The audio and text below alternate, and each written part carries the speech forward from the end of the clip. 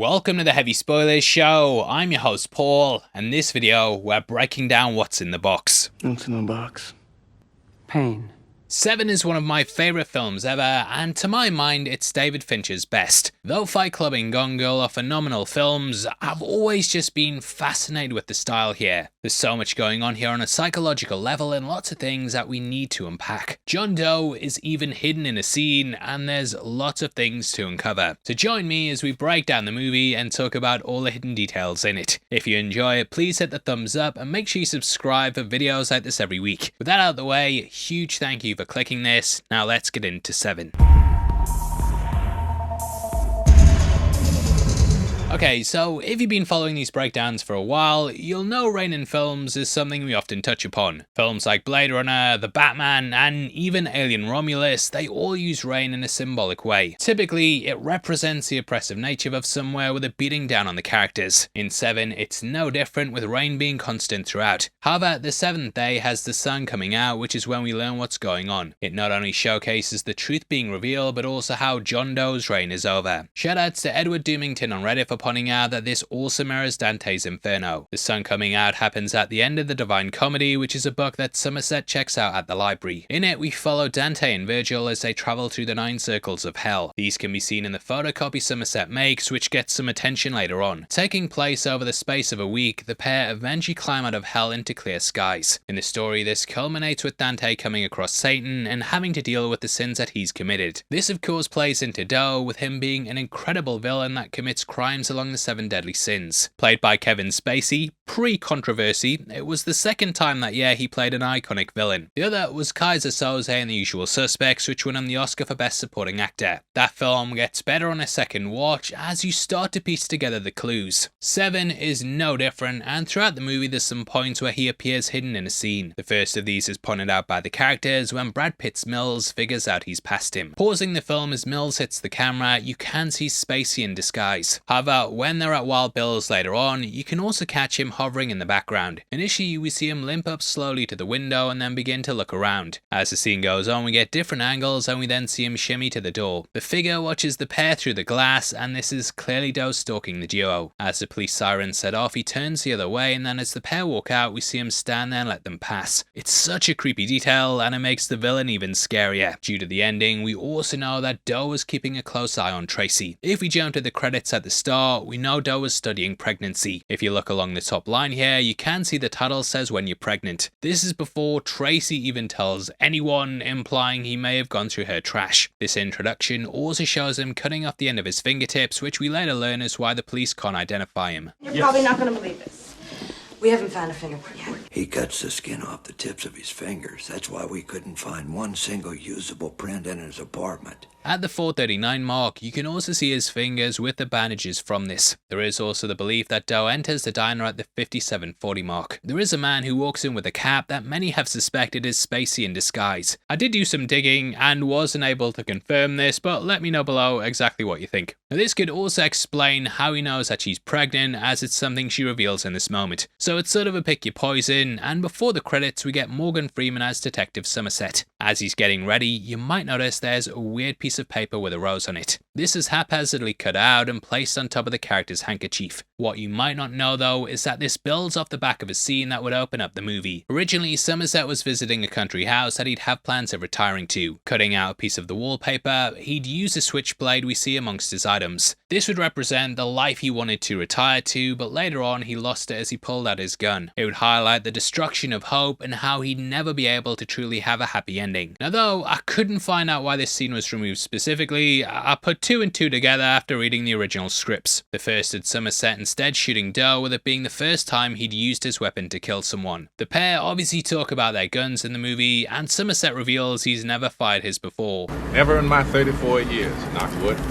So this is him really getting to use it, and it would save Mills from committing the sin of wrath. Somerset ended it by saying he's retiring and he saved Mills from jail while stopping Doe's plan. Now there was another version that revealed the head in the box wasn't Tracy's. Instead, they'd said it was a look-alike, which meant Mills's retribution wasn't justified. Thus he spent the rest of his life in jail, but Somerset decided not to retire. Instead he gave the country home to Tracy and their baby, with both of these endings being tied into that rose. So neither end up happening, and to me it just makes sense to cut that scene at the start, as it doesn't pay off in a symbolic way. Called out to a crime scene, this is then described as a crime of passion. Crime of passion.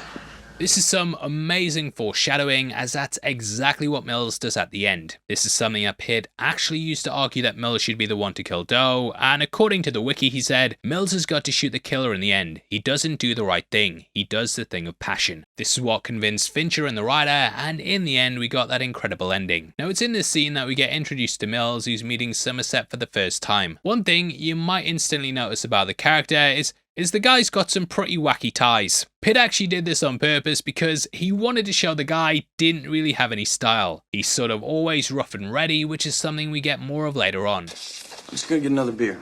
Beer? Wine, please. This happens when Somerset goes to his apartment and we see him, he gives us his wine in a pint glass. It also holds Mills back as he isn't well read, so doesn't spot the patterns, whereas Somerset does. I love the setup with the characters though, and they've both got a really nice dynamic. He's leaving the job while Mills is coming in, and they work really well together. A detail I also noticed in this opening happens as they walk along the street. You might notice that all of the addresses of the stores begin with the number 7. Sure, we only get 3, but it's a nice thing to tie in with the 7 deadly sins. Initially, Somerset brushes him off, but over the week he wins his respect. Well, over the next 7 days, detective, you'll do me the favor of remembering that. Cutting to Somerset in bed, he then knocks a metronome and uses it to drown out the sounds of the city. This represents a number of things, and it beautifully plays into what the character's going through. Somerset sees the world as chaotic, and he's apathetic due to what it is he's come across. Somerset knows the world is ugly and that it's filled with chaos. Thus, the metronome provides order and rhythm, and somewhat a sense of stability. Drowning out the sounds also allows him to isolate himself. However, Mills later challenges his view, and he states that he's wrong. I don't agree with you. I do not. I can't. After this, Somerset becomes an active player, and he destroys the metronome to show he's changed his ways. However, in the end with what happens, you do wonder if he goes back to his old ways. I will discuss what I think happened later, but it's important to pick up on this detail. When doing my research, I found that the deadly sins extended far beyond the 7. We have a multitude of them, including the 8th sin, which is known as Acedia. Is it Acadia? Acedia? It's Greek, so I'm sorry for butchering it. But this does come from Greece, and it means a lack of care, so it could highlight that Somerset becomes that in the end. Now from here, we then cut to the credits. According to IMDb Trivia, the crew wanted steady shots to start the movie, however Fincher disagreed. He felt that a shaky and uneven dirty opening would help to signify John Doe's mind frame. It also sets the trashy tone for the film, with it giving us a bleak introduction. Amongst it, we also see John Doe's journals, which we see later at his apartment. Now with it being 1995, these had to be done for real. It kind of reminds me of, you know, the papers in The Shining, where it's like, all work and no play makes you type out the same thing 15,000 times. Kubrick wants it spot on. It's sort of like that, and the entries were done by hand by Clive Percy and John Sable. Both spent 2 months writing the journals, and they then ripped up the pages. The pair then sewed them back together and then baked the paper to make it seem worn. Which, can't imagine the stress of putting paper in an oven after you've just spent 2 months writing in it. Something you might also notice about these credits is that Spacey's name doesn't appear in them. It's only in the end that they have the actor's name. That hides the twist and who's in the film, and it's a really good way to kind of mask the character. Either way, in an opposite to Somerset, we see Mills waking up with his wife. His apartment's disorderly and messy, and he represents the chaos that Somerset's supposed to. Both kinda act like the yin to each other's yang, and they add something to the other's perspective. They then head out to the sin of gluttony, and we go, uh-oh, spaghetti-o. It instantly sets the tone for the movie, with this being a dark and dank environment. Apparently the set didn't smell too good either. The crew had gone in to decorate the set, so everything was ready for the actors to shoot the scenes a couple of days later. This included the spaghetti sauce, which was apparently set there for days. Executive producer Lynn Harris apparently arrived, smelled it, said it was fine, and then left. You can just imagine it too, with the stench leaping off the screen. We also get a really nice detail in the build up to this. Don't know. How many times has Barney Fife found dead bodies with them dead? In case you didn't hear that, Mills says that 1 in 5 victims at a murder scene are actually found alive. As we see, Sloth is later found alive, which makes him the one. However, we also have 5 victims that we meet throughout the movie that Doe set up before revealing himself. The final 2 sins are envy and wrath, with these being Doe and Mills at the end. So it's a nice way to play with the numbers of the movie, and it's a line you might miss if you're not paying attention. At this point, they then come across a body which is played by Bob Mack. Mack had to sit there while covered in insects which would try and crawl into his ears. Right after this, they run an autopsy with Reggie Cathy playing the mortician brilliantly. Can't show it on YouTube, but if you watch the movie, you'll see that the guy's corpse has a very big love sausage. According to IMDb trivia, Fincher felt bad for what they put Mack through, so they made the fat prosthetic at least well endowed. Now this death's always stuck with me because, like, imagine eating so much, someone kicks you in the stomach and then you just burst. It's a great way to start off the first crime, and it clues us into the sins. Cutting across to the captain's office, we can see his room number on the glass. This is 705, which again ties in with the numbers. The captain is played by Arlie Ermy, who originally auditioned for John Doe. Though he didn't get it, Ermy then took the role of the captain. His character name's never mentioned in the movie, and even the cast list on Google just says police captain. However, in earlier versions of the script, we do know that his name's Captain Lucas. As Somerset saying it's just the beginning falls on deaf ears. Asking to be reassigned, he's worried this could be a case that just goes on and on. He also doesn't want Mills having this as his first one, and it's sad both the characters could have walked away. So, as we head into 2025, you want a news organisation you can trust. Staying up to date with things when you don't know the truth can be difficult, but that's where our sponsors, Straight Arrow News, comes in. They report right down the middle with facts and don't push any bias or spin to fuel a narrative. The site has a wide range of topics from politics to tech, but they're not trying to make you think a certain way. They also have a Media Miss tool which lets you look at stories that are often underreported or not reported at all. On top of this, the site has an opinion section which possesses both left and right voices, so you can see things by the opposite side and then make up your own mind. Straight Arrow News are so good at delivering the news. They've been awarded by independent experts on all sides and Ad Fontes Media, who regularly assess the reliability of news outlets. They verified Straight Arrow News as being unbiased and have awarded them with a centre rating and balanced certification. We're just coming off the back of a big election in the US and one earlier in the year in the UK, with reports coming out constantly. Stay on top of it without the bias of spin by going to Straight Arrow News. Go to SEN.com/spoilers to check it out. You can also subscribe through my link. On top of that, you can scan the QR code on screen right now to go and get their app. When you subscribe, you not only support me, you're also supporting a group of journalists that are raising the bar on news and focused on serving you the truth. Huge thank you again to Straight Arrow News for sponsoring the video. Now, let's get into the rest of the breakdown. Cutting to Tuesday, we see some newspaper headlines which talk about the murder of a prominent lawyer. One hilarious headline though that we get can be spotted as we zoom in on the papers. It's really difficult to make out, but on the National Probe, we have one on the bottom right that says, "A housekeeper was held hostage for 3 days by a possessed gerbil." Make that movie, Fincher, you coward! But what this does is it's setting up the lawyer's death, which is the crime scene we go to next. This is for greed, and as Mills sits down, we catch an ornament for the scales of justice. We learn the figure had to weigh a pound of flesh and was forced to cut this from himself. This was then placed into the scale, which ties into the idea of the law. We also get some subtle foreshadowing as Mills enters the room. Up on the wall is a painting, and beside it we have a statue. This is missing its head, which subtly plays into Tracy's fate. In the room is a photo of the lawyer's wife, and later she points out the painting is upside down. In this, we get further focus on the statue, and due to it being next to Doe's clue of the painting, you can definitely draw a lot from it. After Somerset's told there's a link between the crimes, he starts to look into the 7 deadly sins. Sloth, wrath, pride, lust, and envy.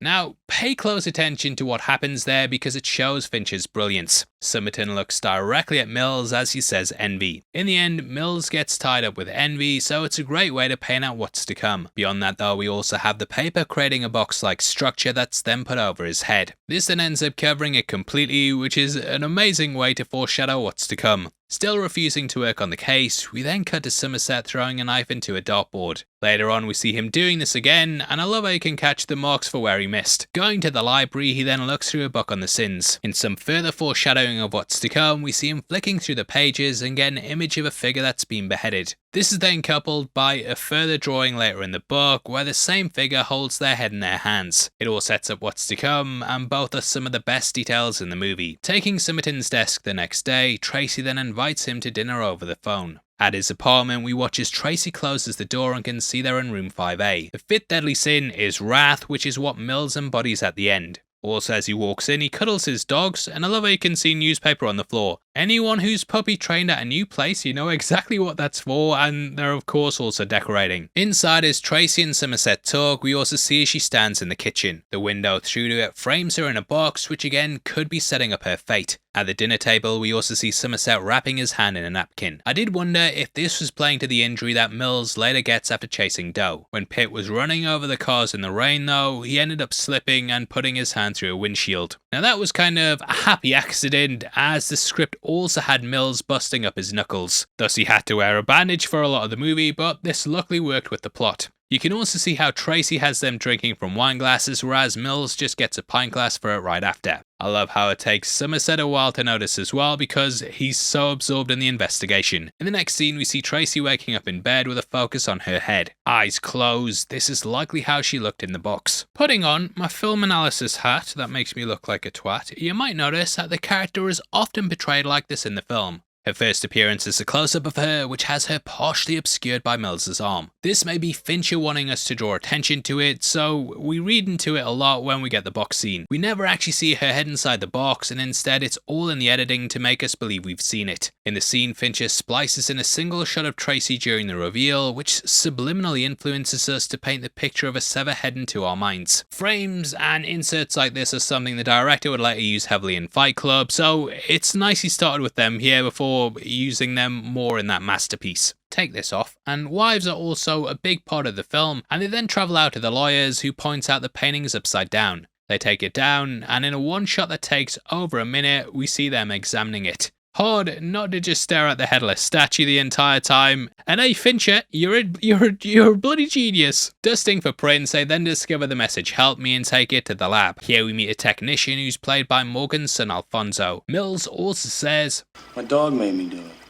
Jodie Foster told me to do it. Now the first of these is a nod to Son of Sam, who claimed a possessed devil dog told him to kill. Not as good as the gerbil though, mate, is it? The reference about Jodie Foster is also a reference to John Hinckley Jr. You could make an entire video just about him, and he's one of the most infamous stalkers in Hollywood history. Hinckley believed that if he did something big and bombastic that he'd get a lot of attention and Foster would notice him. In his mind, she'd see him and fall in love, and the pair would then be together. He became fixated on her after seeing Taxi Driver, which has a plot about an assassination attempt against a political figure. Hinckley did just that, with him attempting to kill President Reagan in 1981. Hinckley was found guilty by the way of insanity, and he was confined to care for 30 years. This had a lot of public outcry at the time, with there being anger over the terms. Some saw it as a get-out-of-jail-free card, and had he succeeded, it would have changed the world. Over the decades, he was then rehabilitated, with restrictions being gradually reduced. Since then, Hinckley's been released, and even has a YouTube channel. In an interview with CBS, he apologized to all those that he harmed, and even recently denounced the attempt on Trump, saying give peace a chance. Definitely a fascinating case to look into, and there's the next YouTube rabbit hole for you guys to go down if you're interested. Just hit the thumbs up on the way out of here. Now, according to IMDb trivia, the film also has a scene at the Ambassador Hotel, which is where Robert Kennedy was assassinated. Anyway, they awaken on Thursday, and in what may be some more head foreshadowing, we catch Mills lying on Somerset. This is against a black leather sofa, and Mills's black jacket's being used as a blanket. This creates the image that his body is missing and that his head's on its own, which is a reach. Now if you like the classics and want to save some money, then check out our partners at Arrow Video. They do a ton of 4K Blu-ray releases and have a number of amazing films on the site. This includes The Usual Suspects, which I want to break down at some point, and with the code Heavy Spoilers, you'll get 10% off, so if you buy from Arrow, just remember the code Heavy Spoilers for 10% off. Anyway, we see as the SWAT team mount up and go and get John Doe. Wait, is that John C. McGinley from Scrubs? Now out in the car, they talk about their firearm use, with Mills saying he shot his gun once. Come the end of the film, he shoots Doe 6 times, so in his career he fired his weapon 7 times. Somerset says he never fired his gun, and as we mentioned earlier, this would have had bigger ramifications with the original ending. As the team travel to the building, they then come across the sin of sloth. I'm not sure how much of this we can show because YouTube's been demonetizing us for extreme things on the channel, but it is just a guy in makeup. He obviously comes alive. However, something I found funny is that Fincher didn't tell them it was an actor under the makeup. Some kind of friggin' wax sculpture or something. So they all just thought it was a model, and McGinley's reactions were real when he came alive. We'll have to heavily blur this as well, but you can also spot the guy's real arm under his shirt as he starts moving. I don't know how they didn't realise that when they were filming, but yeah, it's completely fine, and it did take me 30 years to notice it. But you're in trouble, Fincher, for that. I'm taking back that genius claim. Anyway, outside, Mills comes across Doe and he raises his hands as he's taking the photos. This photo is later found at Doe's apartment when the detectives are looking at the victims. These chronicle each of the sins, but you don't really register that Mills is amongst them. It's only on going back you realise his photos here because Mills is the sin of wrath. You also get another look at him as he goes down the stairs and can clearly see this is Spacey. Mills also asks how they got here so quickly, but as we know, he was aware of the crime beforehand. Reached out to by Tracy, that then takes us to Friday. If this diner looks familiar, then it might be because this is where Denzel Washington and Ethan Hawke's characters met at in the movie Training Day. Revealing she's with child, Somerset tells us about how he had a relationship in which his partner got pregnant. Not wanting to bring a child into a will like this, I know it's something a lot of people struggle with. Saying he wore his woman down, he says he feels overall he made the right decision, but there's not a day that he wishes he didn't make a different choice. I think it shows there's indeed some optimism still within him and that there is in fact hope. You see, I believe that children are our future, so if you teach them well and let them lead the way, you can make this world a better place. However, in this, you also see a subtle change in Somerset's character. From this point on, he's heavily protective of Mills. Even when they're chasing Doe, he stays behind to make sure he's okay, rather than chasing the villain. After speaking to the landlord, they find out that Sloth was the best tenant he ever had. Never made a noise and always made the rent on time.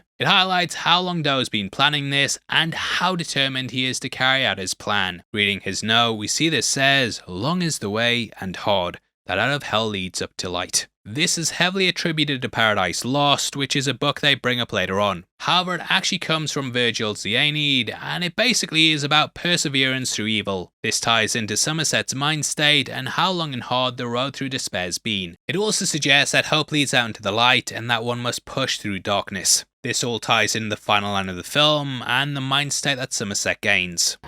Ernest Hemingway once wrote, "The world is a fine place and worth fighting for." I agree with the second part.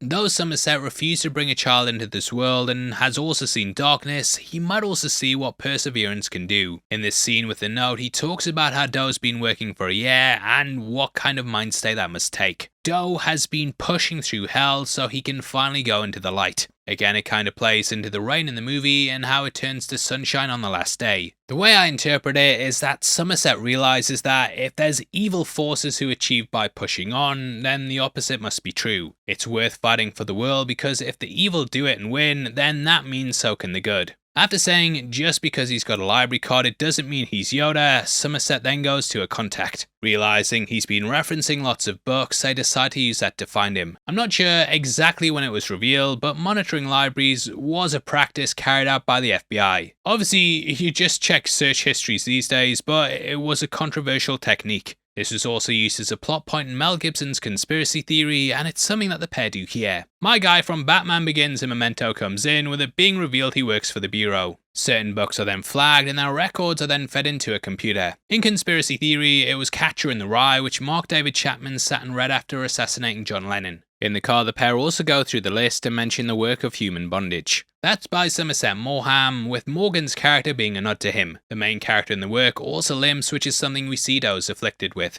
which Kaiser Soze did as well in the same year. Anyway, they go to Doe's apartment and catch him coming home, which leads to a chase. Now, I was a bit annoyed when Doe comes up and we can see a sign that says 6. We were so close. Anyway, after an extremely thrilling chase, we see as Mills is left at the mercy of Doe. Not really an Easter egg or a hidden detail, but I just love the composition of the shot with the mysterious figure holding the gun. Really just adds to the mystery, and it's probably my favourite shot in the film. We then see as the pair get more and more used to breaking the rules. Somerset says they can't go into his apartment because they'd have to explain how they got there. They'd need a warrant, but in order to get one, they'd have to have a reason. They can't use the library books as it's illegal, so they need a reason to knock on the door. Paying someone off to say they saw the murderer, it's a nice bit of brevity in the movie. So yeah, like, I noticed this guy going out a lot when the murders was happening.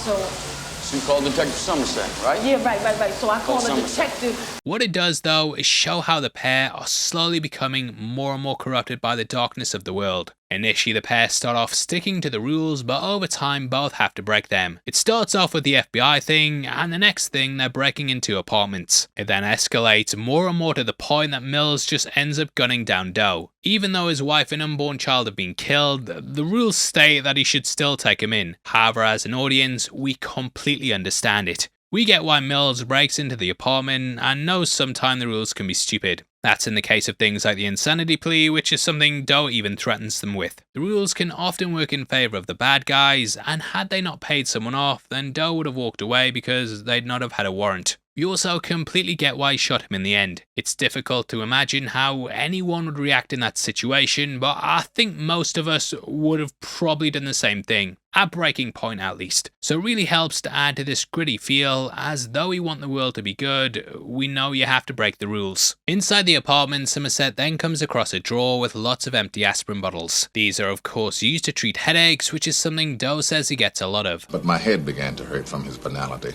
Inside we also see how he chose his victims due to newspaper clippings. We know Sloth was abusive to children and that the lawyer defended him. Around the room you also get photographs of a girl and also teases towards lust. Here's a receipt for Wild Bill's leather, which is later used to make an instrument of death. On the receipt we have the word custom, but the C has been written in a way it looks like an L. So again, it ties into lust. This involves a character played by Leyland Dorser, who you might recognise from Alien Resurrection. Forced to kill a girl with an appendage that's a knife, he was held at gunpoint and made to do it. Later at the apartment of Pride, we also find Doe's disfigured a beautiful woman. Giving her sleeping pills in one hand and a phone in the other, she could choose to live ugly or die. Cut off her nose.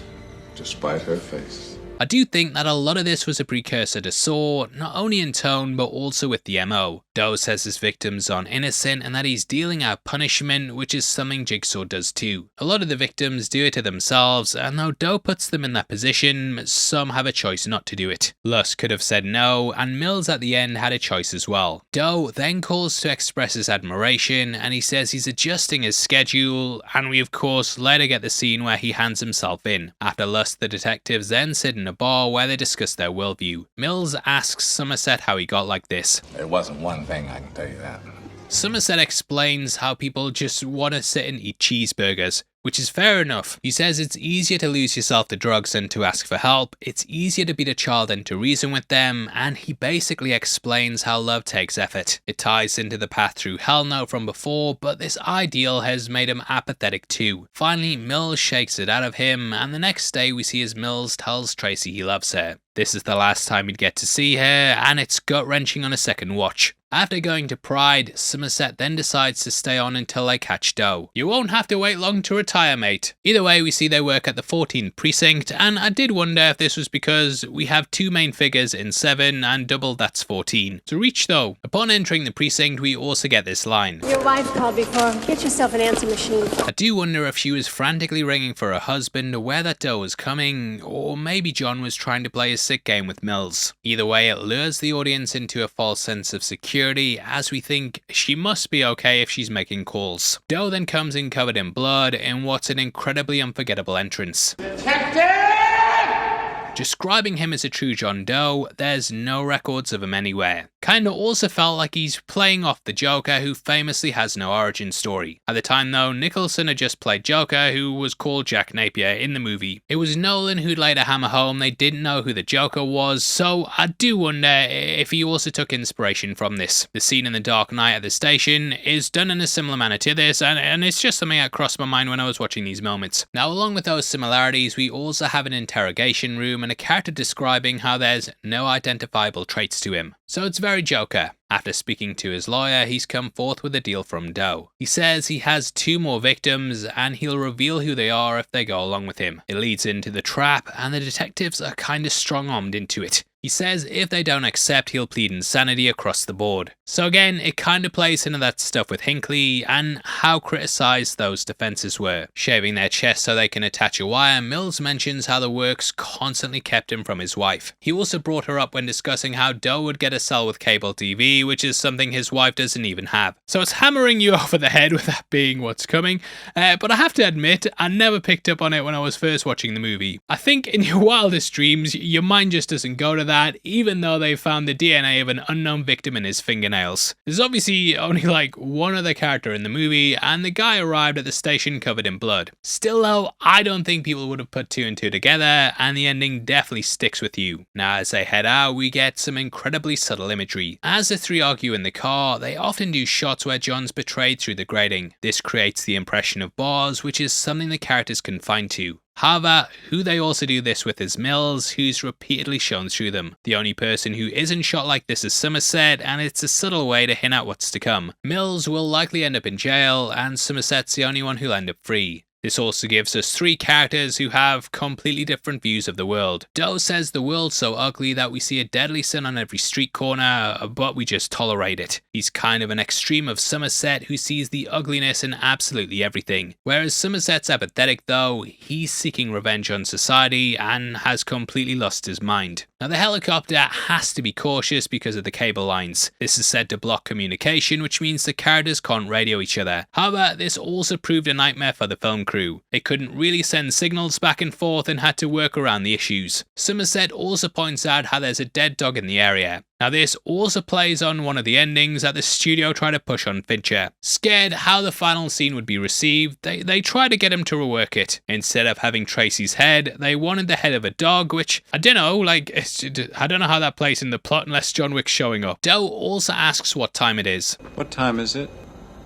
7:01. It is believed that this is a reference to Matthew 7:1, which says, "Judge not that ye be not judged." Mills has just berated Doe in the car and called him a freak and also insane. He's judged him already, and now in this location he faces judgment. As Doe goes out, we can also see him wearing a jumpsuit for Bardak County Jail. According to IMDb trivia, Eleanor Bardak was the costume supervisor on the film, and this was a little self-reference. The van then comes out, which Mills ends up running to. Bringing the box out, we can see the word fragile on it, which many have taken to point out how fragile this will make Mills. I don't know if that's a reach or what, but we do learn this. He said he wanted it here at exactly 7 o'clock. So it's a nice little nod to the title. Although that fragile thing might be me clutching at straws, to be fair, Fincher did some great techniques to demonstrate Mills and Doe's mind state. Pitt is shot slowly with shaky cam, which makes him appear erratic. On the flip side of this, Spacey is shot with a tripod, so the camera's stable and controlled. It highlights who's running the situation and is a really subtle technique. It's disturbing how easily a member of the press can purchase information from the men in your precinct. Now, why this line is important because it also shows Doe's used the same tactics they did. They put money under the table, literally, to buy information from the FBI. This then got them Doe's private address, and Doe used the same things to find out where Mills lived. I love Pitt's acting here as well, and just the moment where he sobs, straightens up, and then sobs again. Really nice way to touch upon him losing his grip and trying to regain it. Killing Doe, the original ending at test screenings, and cut to black at this point.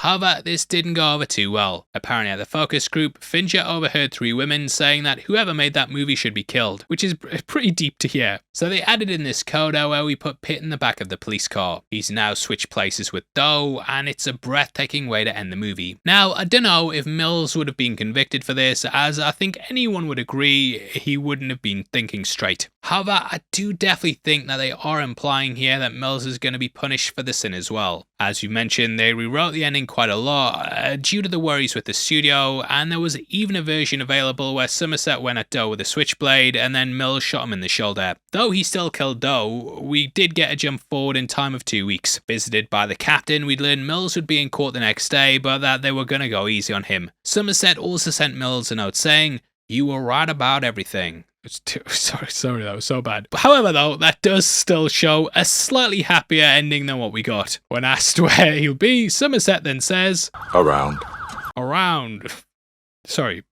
Now this shows that he's gonna keep fighting instead of giving. My Morgan Freeman impression was terrible there, and I want to apologise, but we're at the end of the video, so you've already watched most of it, and there's nothing you can do. Either way, though, it's a crazy way to end the film, and we then cut to the credits. Fincher did something else to play into the unhinged nature of the movie, and they scaled from bottom to top instead of top to bottom. Now, there were plans to continue the story, and in 2002 a sequel was put into the works, which would have been called 8. The G in 8 would be lowercase and would be an 8 in a G, so you can imagine the marketing for that. This, however, was not written with the intention it would be connected to this movie. It's kind of like how Die Hard with a Vengeance was just a script called Simon Says that they then inserted John McClane into. 8 was originally titled Solace, and after everyone behind this movie stepped away, they didn't go forward with it. Fincher actually said he'd rather put cigarettes out in his eyes than do that movie. However, we do know how it turned out, and if you want to know what that film could have been, then check out 2015's Solace. Starring Colin Farrell, Jeffrey Dean Morgan and Anthony Hopkins. It's a 24% on Rotten Tomatoes, so yeah, strong recommendation there. Now for a brief summary of the movie, it's about a policeman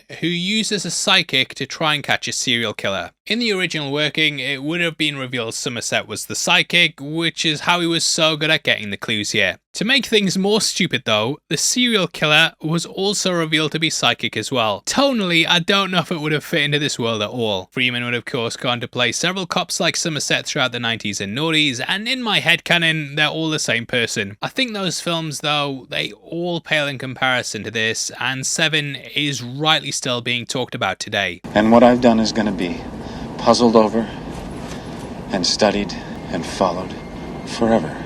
Now that also led to a comic series in 2006 which told things from Doe's perspective. It details his point of view during the 7 days and has one issue for every sin. For example, we have him getting into Gluttony's house by being a pizza delivery guy. For greed, he goes to the lawyer pretending to be a truly innocent person that wants to be represented pro bono. The lawyer says he doesn't work for free and slots a guy that he buys drugs from. During the Pride story in issue 5, we also learn about his backstory. Lusting after a girl from school, his abusive mother berates him for it. It's all that kind of stuff, so if you're more interested in Doe, then definitely pick that up. Personally though, I think keeping Doe as a John Doe that's more an embodiment of the world is the best way to do it. That's reflected perfectly in the script for this movie, and writer Andrew Kevin Walker, he crafted the script with his experience of New York. Living there, he felt isolated and alone, and that the world was full of sin. This is a world where people see sin every day and look the other way. Even things like the policeman taking the fake story so they can justify going to Doe's apartment, he knows it's a lie but looks the other way. It's this that I think highlights the movie's tone and how it's trying to paint out how hypocritical the world is. Obviously it's heavily ironic, the darkest part of the entire film is when the sun's out at the end. To me though, it's a story at its core about nihilism versus optimism. However, I do feel optimism wins in the end. We have a guy who won't even bring a kid into this world, who in the end thinks that it's still worth fighting for. It makes the message a shining light in the darkness which elevates all of the material. Though the ending's shocking, it makes the movie extremely memorable. However, it almost became a standard buddy cop movie. Originally both Denzel Washington and Sly Stallone were attached to it. They also almost locked in Robert Duvall, but all these versions missed the ending.